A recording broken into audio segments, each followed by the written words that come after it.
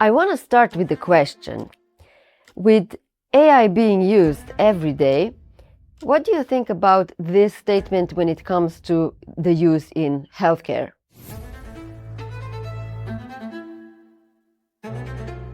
What about this one?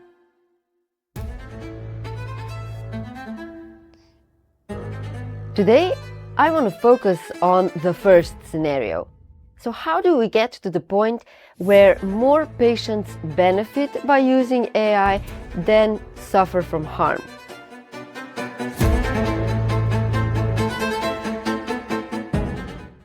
Let's go into a concrete situation. Imagine an evening, it's 9 p.m., you're tired, you're ready to go to bed, so you already have your pajamas on, so the only thing left to do is to go to the toilet. You do that, you stand up, and what you see is blood in your stool. Not just a few drops, more like a quarter of a cup. Would you freak out like this? That would be a completely normal reaction. And the situation that I just described actually happened to me a few weeks ago. But what might be a definite red flag for you is actually something that's quite normal for me. I've been living with inflammatory bowel disease for over 20 years, and IBD presents itself with gastrointestinal bleeds. On top of that, I had thrombosis twice, which means that for the last 15 years, I've been taking blood thinners. And what do blood thinners do? They also cause gastrointestinal bleeds, potentially. So a scene that I just described would usually make me feel something like this. But in this particular situation, I was puzzled. So I did what any patient these days does. I cozied up on the couch and I started talking to AI.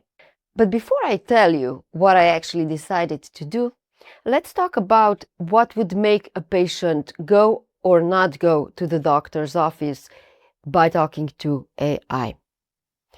I've been researching how patients use AI for the last few months, and I divided patients in 3 buckets based on their AI use. The ideal scenario is that you are a so-called informed collaborator. You're a critical thinker, you've been using AI in the past, you know that it's biased and you know that it will try to please you.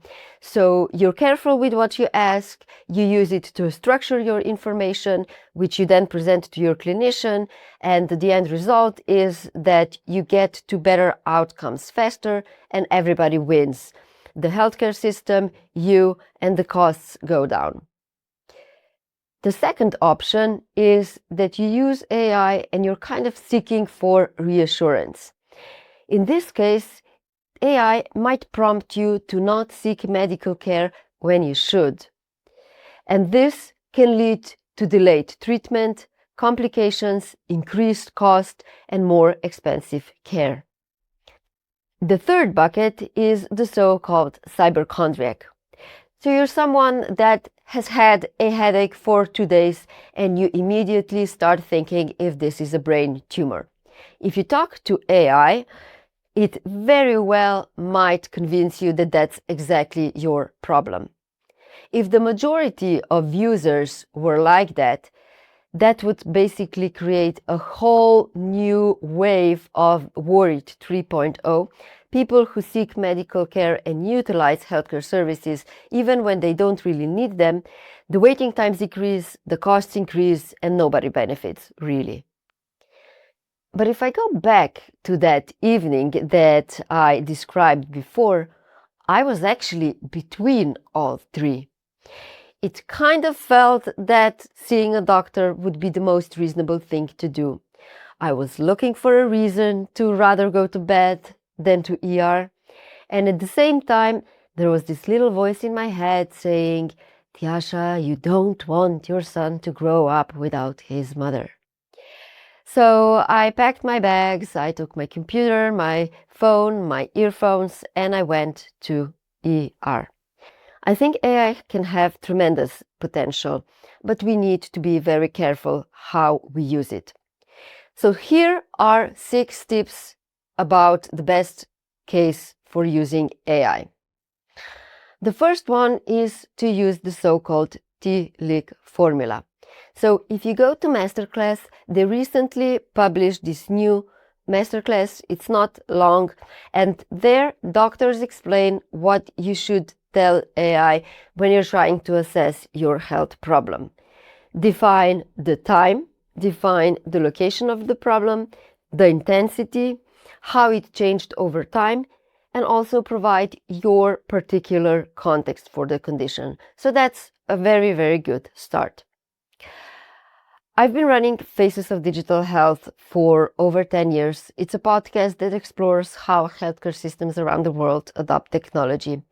And I decided that I'm actually going to do a special series called the Agentic Patient, where I talk to patients about their best practices, their lived experiences with AI, and the guardrails that they used.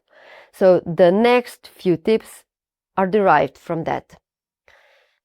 The tip number 1 is to always use a paid AI system. The reason for that is not just privacy concerns, it's more about having access to the latest version. We know that with each version, models really advance in the quality, so the quality of the outputs that you're going to get are much better. Tip number 3 is to remember that AI doesn't have a long-term memory. At a certain point in your long discussions, the discussion is going to get condensed so AI can retain the context about you, but it will lose the direct prompts and the outputs that it gave you. So if you want to have that full history, make sure that you make a copy and put it somewhere else, such as Google Docs or another note-taking app. The third piece of advice is to use guardrails. So, for example, if you live in Germany, you can tell AI to base its outputs on German clinical guidelines. Somebody said that even just by saying to AI, don't hallucinate, the outputs that you're going to get are going to massively improve. Another example of a guardrail is to tell AI, for each output, give me 3 to 5 credible sources. And once you get that, don't forget that AI doesn't just hallucinate answers, it can also hallucinate links. So make sure to check that the links that are provided actually lead to credible sources and that the sources that you got are also actually credible, not just something that is a viral news on the internet. The fifth piece of advice is to tell AI to perform the red team analysis. After you've done all the research, after you had a long discussion, saying to AI, give me a red team analysis, will make it or put it in the mindset of adversarial thinking, which means that it will question everything that it gave you before. Meaning that if you are a minimizer, this may prompt you to also think about more serious conditions. Or the other way around. The last piece of advice comes from me and my personal experience from the confusion phase. When you talk to AI for hours or have a long debate and you start feeling confused, your anxiety levels start rising, make sure to step back, decompress, take time, talk to a person. I want to end with a reflection. In 2019, New York Times and Netflix worked on a series called Diagnosis.